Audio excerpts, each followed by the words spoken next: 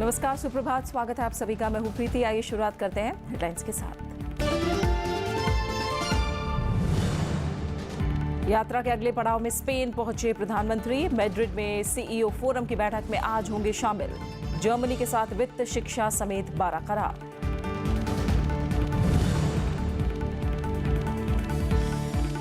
आडवाणी समेत 12 आरोपियों पर चलेगा आपराधिक साजिश का मुकदमा। बाबरी मस्जिद मामले में मिली जमानत। सीबीआई अदालत ने नहीं मानी आरोप खारिज करने की दलील।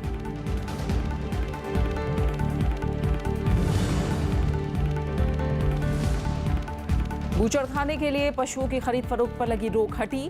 केंद्र के आदेश पर मद्रास हाईकोर्ट का स्टे। सरकार से 4 हफ्ते में मांगा जवाब।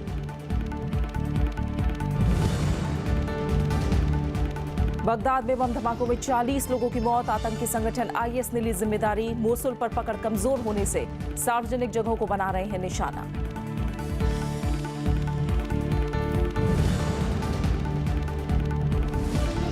और आईसीसी के टॉप 10 बल्लेबाजों में विराट कोहली अकेले भारतीय। वनडे रैंकिंग में मिला तीसरा स्थान।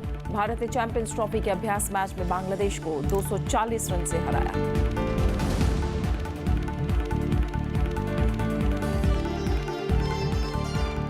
प्रधानमंत्री नरेंद्र मोदी 4 देशों की यात्रा का पहला पड़ाव पूरा करके स्पेन के मैड्रिड पहुंच गए हैं। आज उनकी स्पेन के राष्ट्रपति मैरियानो राजोय और किंग फिलिप VI से मुलाकात होगी।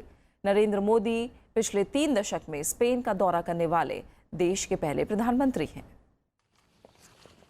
प्रधानमंत्री नरेंद्र मोदी जर्मनी के बर्लिन से 4 देशों की यात्रा का पहला पड़ाव पूरा कर स्पेन की राजधानी मैड्रिड पहुंचे। यहां स्पेनिश विदेश मंत्री ने पीएम की अगवानी की। मैड्रिड पहुंचते ही होटल के बाहर प्रधानमंत्री का लोगों ने जमकर स्वागत किया। प्रधानमंत्री ने होटल के बाहर मौजूद लोगों से मुलाकात भी की। आज प्रधानमंत्री नरेंद्र मोदी की स्पेन के राष्ट्रपति मैरियानो राजोय और किंग फिलिप से मुलाकात होनी है। इस दौरान प्रधानमंत्री और स्पेन के राष्ट्रपति के बीच आर्थिक सहयोग, द्विपक्षीय संबंधों को मजबूत बनाने समेत अन्य वैश्विक मुद्दों पर चर्चा होगी। प्रधानमंत्री यहां इंडिया स्पेन सीईओ फोरम की बैठक में भी शामिल होंगे और स्पेन के कारोबारियों को मेक इन इंडिया योजना के तहत भारत में निवेश का न्योता देंगे। इस बैठक में स्पेन की बड़ी कंपनियों के सीईओ शामिल होंगे। 1988 के बाद से किसी भारतीय प्रधानमंत्री का स्पेन का ये पहला दौरा है। इस यात्रा का मकसद यूरोपीय देशों के साथ द्विपक्षीय आर्थिक संबंधों को बढ़ावा देना और भारत की अर्थव्यवस्था को मजबूत करने के लिए यूरोपीय देशों से निवेश आकर्षित करना है। Bureau report, Rajya Sabha TV. Bharat ने जर्मनी को आश्वस्त किया है कि वो यूरोप की मजबूती के लिए हर संभव सहयोग के लिए तैयार है। वहीं जर्मनी ने भारत को विकास सहयोग के लिए 1.4 अरब यूरो देने का वादा किया है। मंगलवार को शिखर वार्ता के बाद दोनों देशों के बीच 12 करार पर हस्ताक्षर किए गए। जर्मनी ने एनएसजी की सदस्यता के लिए भी भारत का समर्थन किया है। जर्मनी में प्रधानमंत्री नरेंद्र मोदी का गर्मजोशी से स्वागत किया गया। जर्मन चांसलर एंजेला मार्केल के साथ गार्ड ऑफ ऑनर का मुआयना करने के बाद दोनों नेताओं ने चौथे इंटर गवर्नमेंटल कंसल्टेशन की संयुक्त अध्यक्षता की। बातचीत के बाद दोनों देशों के बीच 12 सहमति पत्र पर हस्ताक्षर हुए। इन समझौतों में वित्त, कौशल विकास, शिक्षा, स्वास्थ्य, भारी उद्योग, रेलवे, डिजिटलीकरण और राजनयिक क्षेत्र में सहयोग से संबंधित मुद्दे शामिल हैं। उद्देश्य था कि भारत के मेक इन इंडिया में जर्मनी के सहयोग को और बढ़ाने के उपायों को मजबूत करना। जर्मन निवेश तथा मैन्युफैक्चरिंग से जुड़ रहा है। बहुत तेजी से फॉरेन डायरेक्ट इन्वेस्टमेंट में जर्मनी का कंट्रीब्यूशन हमारे यहाँ बढ़ रहा है। मिटलस्टान कंपनीज पर मैं विशेष फोकस करूंगा कि उन्होंने हमारे यहाँ काफ़ी कंट्रीब्यूशन किया है और काफ़ी मात्रा में किया है। We have established a solar partnership with India, and it's been impressive to see the way in which India has been speeding up the expansion of solar energy in its country. We've had a very intensive exchange of views on this. So we have expanded and deepened our close bilateral cooperation in a number of areas. Yesterday evening I had the opportunity. प्रधानमंत्री नरेंद्र मोदी और German chancellor Angela Merkel ने संयुक्त राष्ट्र NSG और जलवायु परिवर्तन से जुड़े अंतर्राष्ट्रीय मुद्दों पर काफी विस्तार से बात की। उन्होंने ब्रिटेन के निकलने के बाद यूरोपीय यूनियन की स्थिति पर चर्चा की। दोनों की चिंता ये थी कि इसके बाद विकास के मामलों पर यूरोपीय यूनियन को मजबूत कैसे किया जाए। यूरोपियन यूनियन में के समक्ष जो अपॉर्चुनिटीज हैं तथा जो चुनौतियां हैं उसकी भी विस्तार से हमने समीक्षा की है। पार्टनरशिप का महत्व दोनों देशों के लिए तो लाभ करता है ही है, लेकिन ये पार्टनरशिप वैश्विक संदर्भ में भी किस प्रकार से उपयोगी हो, उस दिशा में भी हमारी चिंतन की धारा रही है। अमेरिकी नीतियों की अनिश्चितता और बेल्ट एंड रोड की वजह से चीन की बढ़ती आक्रामकता के बीच भारत और जर्मनी एक दूसरे के काफी करीब आए हैं। दोनों नेताओं ने इस बात पर संतोष जाहिर किया कि आतंकवाद के खिलाफ दोनों देशों के सहयोग काफी अच्छे हैं और कोशिश ये है कि लोकतंत्र को कैसे मजबूत किया जाए ताकि आतंकवाद पर रोक लगाई जा सके। अखिलेश सुमन, राज्यसभा टीवी। बाबरी मस्जिद ढहाने के मामले में अदालत ने लाल कृष्ण आडवाणी समेत 12 आरोपियों के खिलाफ आपराधिक साजिश के आरोप तय किए हैं। कोर्ट ने इस मामले में सभी आरोपियों की जमानत याचिका मंजूर कर ली है। आज से इस मामले में रोज सुनवाई होगी। बाबरी मस्जिद ढहाने के मामले में लखनऊ की विशेष अदालत में मंगलवार को सुनवाई हुई। बीजेपी नेता लालकृष्ण आडवाणी, मुरली मनोहर जोशी, उमा भारती समेत बाकी आरोपी कोर्ट में पेश हुए। बचाव पक्ष ने अदालत से आरोप खारिज करने की दलील दी, लेकिन कोर्ट ने इससे इनकार करते हुए सभी 12 आरोपियों के खिलाफ आपराधिक साजिश का आरोप तय किया।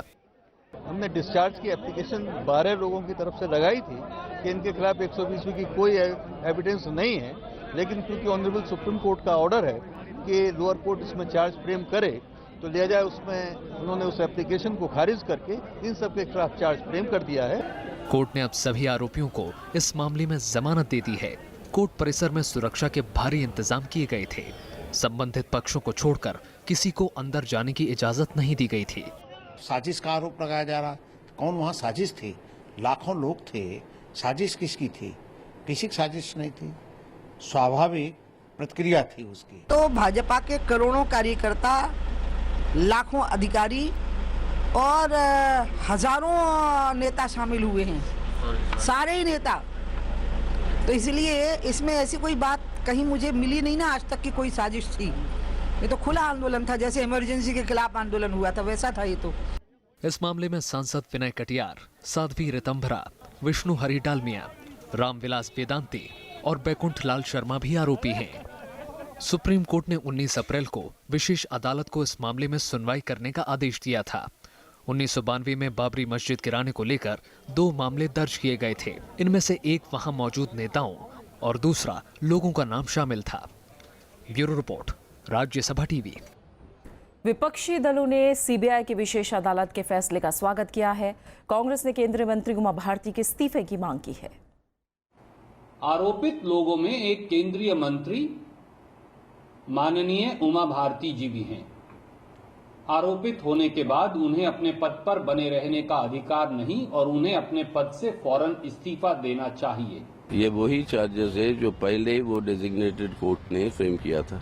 अब फिर दोबारा इस चार्जेस को रिवाइव किया गया, अच्छी बात है, लेकिन बीच में जो समय जो जाहिर हो गया, इससे यही है कि न्याय दिलवाने की जो प्रक्रिया जो होनी चाहिए उसको एक ठोस चोट लगी। इनके कहने या न कहने से राम मंदिर वहाँ बनेगा या नहीं बनेगा, ये उसकी सुनवाई नहीं है। ये सुनवाई है कि किसी ढांचे को या बाबरी मस्जिद को साजिशाना और लोगों को अलग करने के लिए, धार्मिक दुर्भावना फैलाने के लिए इन्होंने वो ढांचा तोड़ा या बाबरी मस्जिद तोड़ी कि नहीं तोड़ी। We are sure our leaders, they are innocent. They will come out unscathed in the entire thing.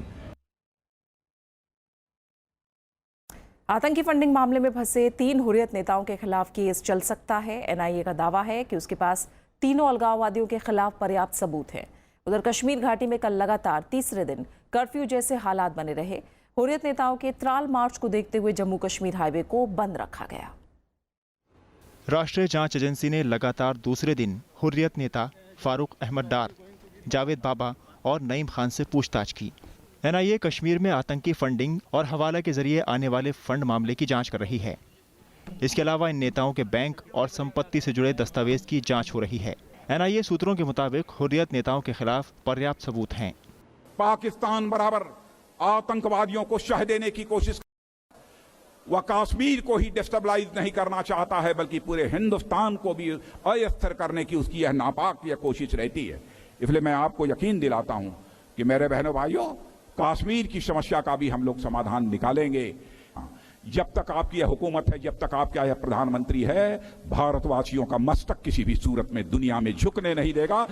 आपको इतना ही यकीन मैं दिलाना चाहता हूं। उधर अलगाववादियों के त्राल तक मार्च को देखते हुए मंगलवार को श्रीनगर जम्मू राष्ट्रीय राजमार्ग को यातायात के लिए बंद रखा गया। हिजबुल के कमांडर सब्जार बट को श्रद्धांजलि देने के लिए मार्च निकालने की कोशिश की गई, जिसे सुरक्षा बलों ने शनिवार को मार गिराया था। उधर कश्मीर घाटी में लगातार तीसरे दिन बाजार, दुकानें और शैक्षिक संस्थान बंद रहे। कानून व्यवस्था बनाए रखने के लिए घाटी के कई जिलों में कर्फ्यू जैसी पाबंदियां लागू हैं। सड़कों पर बड़ी तादाद में सुरक्षा बल तैनात हैं। अफवाहों को रोकने के लिए इंटरनेट सेवाओं को बंद रखा गया है। Bureau report, Rajya Sabha TV. देश भर में कल लोगों को दवाएं खरीदने के लिए परेशानी का सामना करना पड़ा। हालांकि दिल्ली NCR में इस बंद का मिला जुला असर देखने को मिला। हड़ताल को देखते हुए अस्पताल प्रशासन ने जरूरी दवाओं के इंतजाम पहले से कर रखे थे। देश भर में दवा विक्रेताओं की हड़ताल से मरीजों के परिजन दवाओं के लिए दर बदर भटकते नजर आए। देश भर में करीब 90,000 दुकानदारों ने सरकार की नीतियों का विरोध करते हुए दुकानें बंद रखी। बहुत सारी तकलीफें हो रही है। अभी जैसे मेडिकल इमरजेंसी कुछ भी लेना है, अभी हार्ट में कोई भी पेशेंट है, हमारा हार्ट का ऊपर एडमिट है, जब भी उनका एंजियोप्लास्ट करना है तो उसके लिए कुछ भी एक्सेसरीज चाहिए तो मेडिकल्स में जाना पड़े तुरंत। वो लोग बोलते अभी की तुरंत लेके आओ। अभी नीचे आके मेडिकल सारी बंद है तो कहाँ जाना है अभी, और क्यों बंद है वो भी नहीं मालूम। अगर ऐसे ही चलता रहा तो फिर कैसे गवर्नमेंट आगे बढ़ेगी। कल का ऑपरेशन हो चुका है, अब मैं सारे जगह घूम चुका हूँ, कहीं से कोई भी दवाई नहीं मिल रही मेरे को। इतनी परेशानी आ रही है, मैं पैदल घूम रहा हूँ। सुबह कम से कम एक आधा पौना घंटा हो गया, बहुत दूर तक घूम के आ चुका हूँ मैं। कहीं से कोई दवाई नहीं मिल रही, बहुत परेशानी का। मेरे साथ में और भी कई लेडीज हैं, जेंट्स हैं, बुजुर्ग हैं, वो सारे ऐसे ही घूम रहे हैं। All India Organisation of Chemists and Druggists के मुताबिक उन्होंने सरकार को सख्त नियमों के खिलाफ प्रस्ताव भेजे थे, लेकिन उनकी कोई सुनवाई नहीं हुई। इसके बाद AIOCD ने एक दिन की हड़ताल का आह्वान किया। इधर दिल्ली सरकार ने हड़ताल के असर से इनकार किया है। देखिए, दिल्ली के लिए तो दिल्ली सरकार सबको मुफ्त दवाई दे ही रही है। हम तो अपने पॉलीक्लिनिक्स में, मोहल्ला क्लिनिक में, अस्पताल में, डिस्पेंसरी में सब जगह दवाइयाँ मुफ्त दे रहे हैं सबको, तो मुझे लगता है थोड़ा सा कमी तो होगी। दरअसल सरकार ने दवा विक्रेताओं को बिक्री से जुड़ी तमाम जानकारी एक पोर्टल पर डालने के लिए कहा है, जबकि दवा विक्रेताओं का कहना है कि मौजूदा व्यवस्था में ये मुमकिन नहीं है। दवा विक्रेता ऑनलाइन फार्मेसी का भी विरोध कर रहे हैं।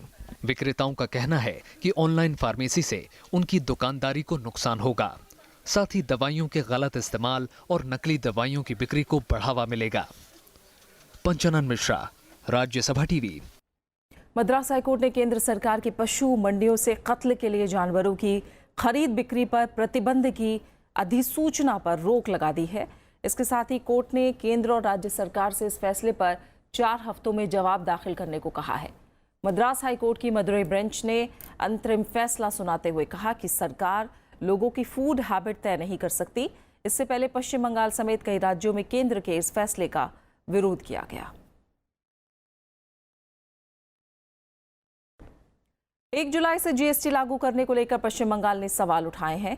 राज्य के वित्त मंत्री अमित मित्रा ने कहा कि GST से जुड़े नियम और प्रावधान पूरी तरह से तैयार नहीं हैं। उन्होंने कहा कि इस मामले पर आखिरी समाधान आने के बाद ही राज्य GST विधानसभा में पेश किया जाएगा। इसलिए इसे लागू करने के लिए 1 जुलाई से अमल पर नहीं लाना चाहिए। हालांकि केंद्रीय राजस्व सचिव हंसमुख अढ़िया ने कहा कि GST को 1 जुलाई से लागू किया जाएगा और इससे राज्यों में रोजगार के अवसर बढ़ेंगे। और आप बने रहे हमारे साथ, हम लौट रहे हैं एक छोटे से ब्रेक के बाद।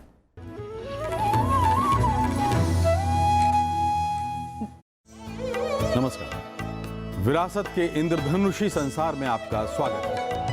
आई एम भूपेन हजारिका।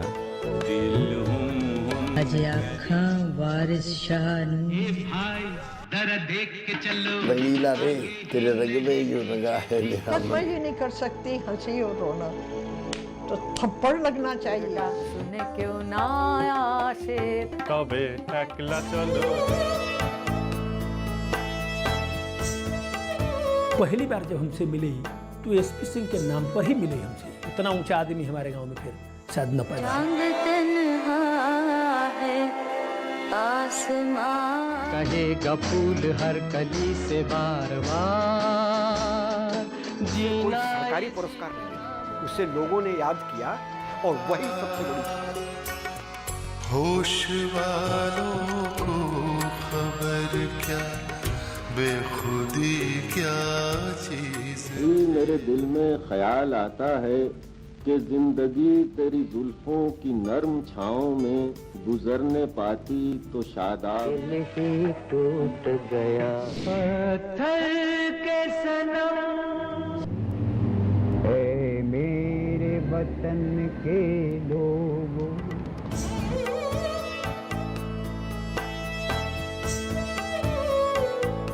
देखिए विरासत सिर्फ राज्यसभा टेलीविजन पर।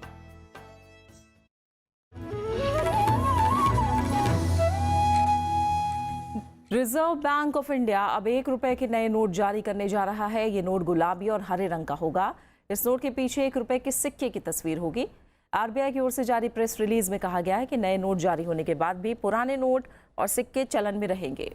1 रुपए के नोट भारत सरकार जारी करती है, जिस पर वित्त सचिव के हस्ताक्षर होते हैं। बाकी currency reserve bank of India जारी करता है।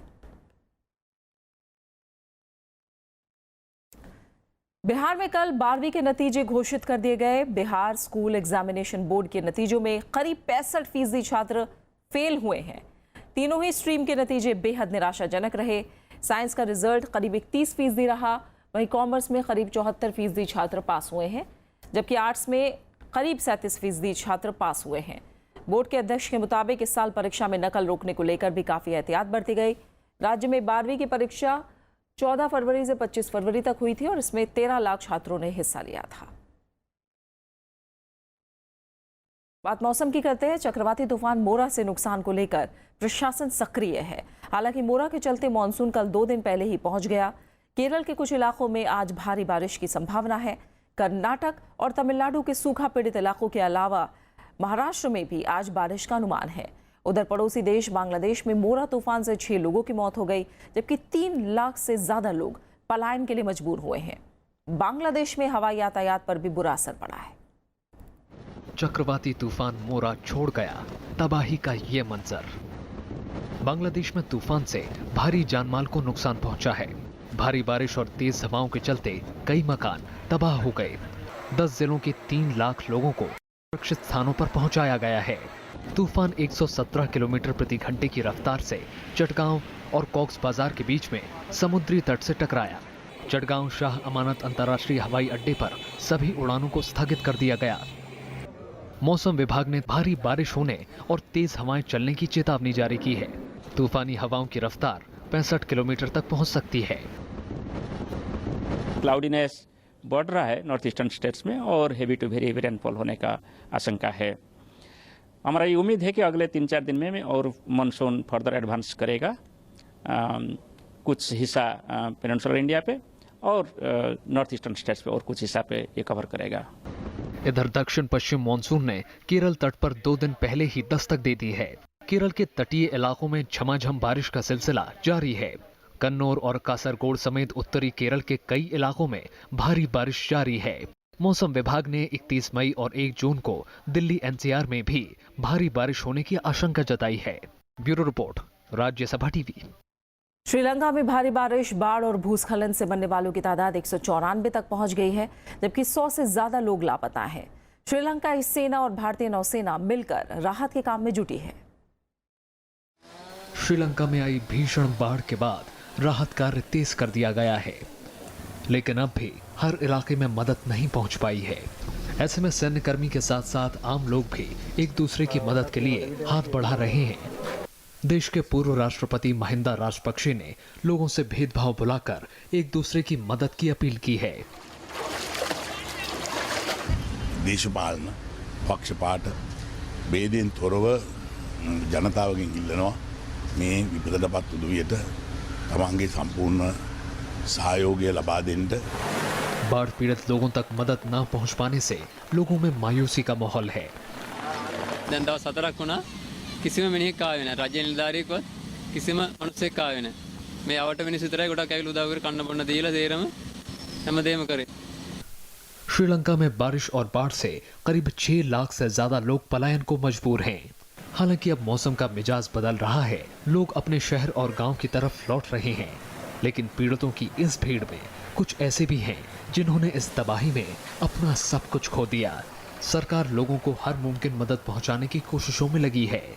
විශේෂ සහනයාර්ථයේ ණය ලබා දෙන්න විශේෂයෙන්ම මේ සඳහා බිලියන 2ක් පමණ වෙන් කරන ලෙස උපදෙස් දීලා තියෙනවා බාන. श्रीलंका में आई भारी तबाही के बाद दुनिया भर से मदद पहुंचाने का सिलसिला जारी है। भारत ने भी पड़ोसी धर्म का पालन करते हुए राहत की बड़ी खेप श्रीलंका भेजी है।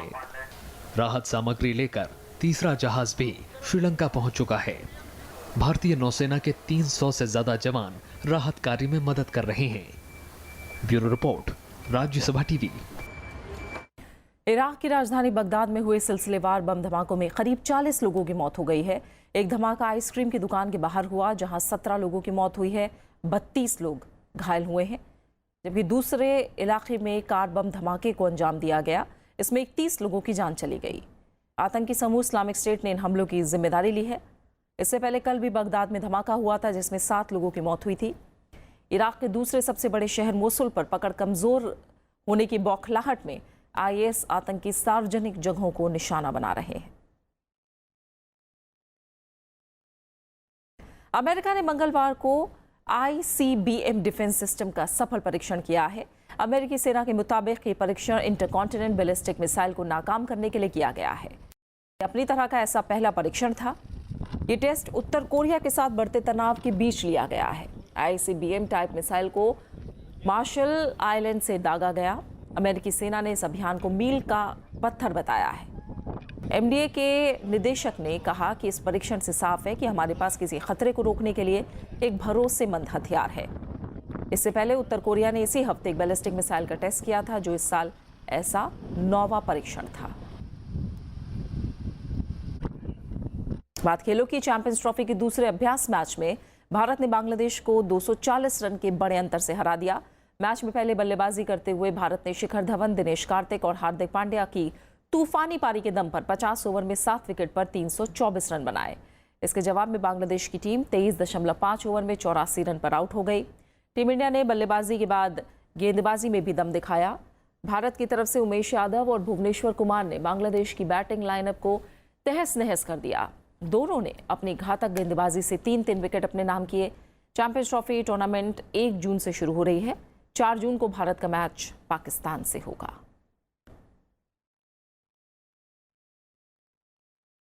भारतीय कप्तान विराट कोहली अकेले भारतीय क्रिकेटर हैं जो ICC वनडे खिलाड़ियों की रैंकिंग में टॉप में शामिल हैं। वो बल्लेबाजी सूची में तीसरे नंबर पर बरकरार हैं। भारतीय कप्तान 852 अंकों के साथ सूची में अपनी जगह पर बने हुए हैं। गेंदबाजों की सूची में हालांकि कोई भारतीय शीर्ष 10 में शामिल नहीं है।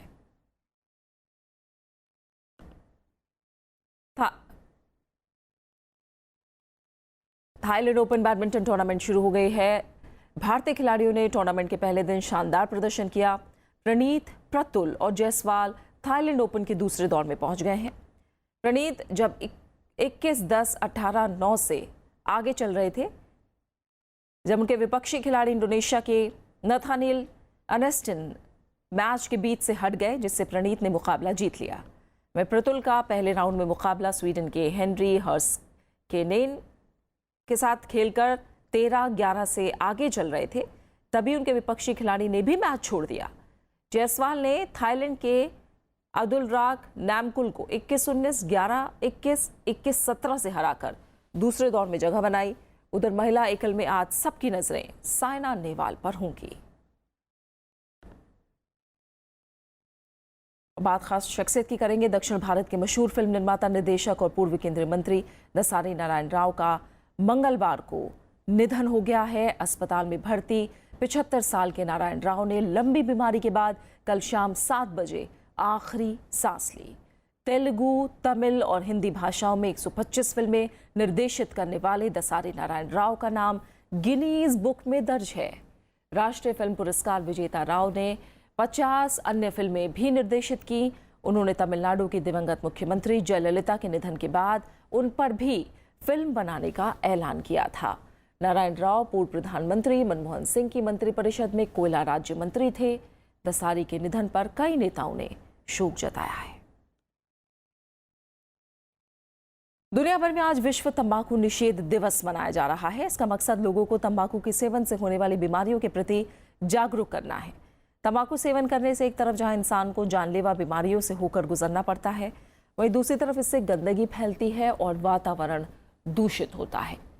सैंड आर्टिस्ट सुदर्शन पटनायक और मनस साहू ने पुरी में रेत पर कलाकृति बनाई, जिसके जरिए लोगों से तंबाकू छोड़ने की अपील की गई। इस मौके पर भारत में लोगों को धूम्रपान और तंबाकू के सेवन की बढ़ती आदतों के दुष्परिणाम बताने के लिए और रोक के लिए कई कार्यक्रम भी आयोजित किए जा रहे हैं, जिनमें सेमिनार, रैली समेत कई प्रतियोगिताएं भी शामिल हैं। और अब आखिर में हेडलाइंस पर एक नजर। यात्रा के अगले पड़ाव में स्पेन पहुंचे प्रधानमंत्री। मैड्रिड में सीईओ फोरम की बैठक में आज होंगे शामिल। जर्मनी के साथ वित्त, शिक्षा समेत 12 करार। आडवाणी समेत 12 आरोपियों पर चलेगा आपराधिक साजिश का मुकदमा। बाबरी मस्जिद मामले में मिली जमानत। सीबीआई अदालत ने नहीं मानी आरोप खारिज करने की दलील। बूचड़खानों के लिए पशुओं की खरीद फरोख्त पर लगी रोक हटी। केंद्र के आदेश पर मद्रास हाईकोर्ट का स्टे। सरकार से 4 हफ्ते में मांगा जवाब।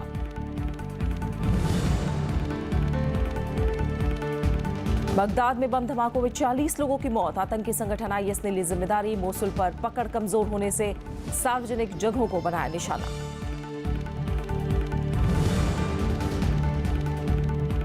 और आईसीसी के टॉप 10 बल्लेबाजों में विराट कोहली अकेले भारतीय। वनडे रैंकिंग में मिला तीसरा स्थान। भारत ने चैंपियंस ट्रॉफी के अभ्यास मैच में बांग्लादेश को 240 रन से हराया। और फिलहाल इस बुलेटिन में इतना ही। आगे आप देख सकते हैं देश देशांतर। नमस्कार।